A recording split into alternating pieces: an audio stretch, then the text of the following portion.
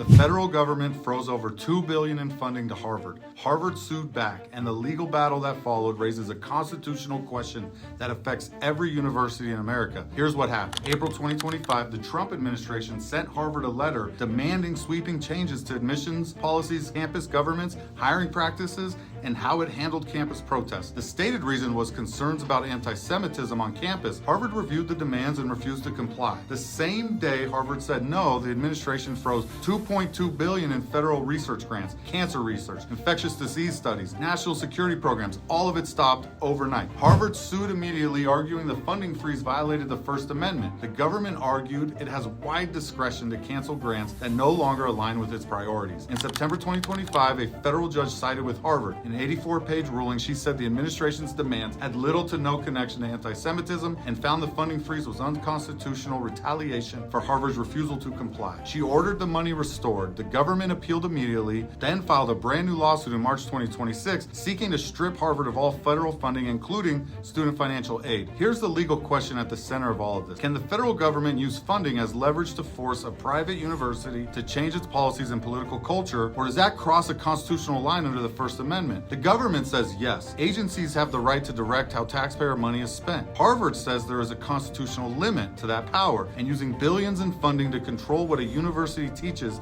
and who it admits crosses that line. Columbia and Brown both settled with the administration. Harvard has refused and reported a $113 million operating deficit as a result. Whatever the court ultimately decides, this case sets the legal precedent for every university in America that receives federal funding, and that is almost all of them. Does the government have the right to cut funding to a university that refuses its demands, or does that give Washington too much control over American education?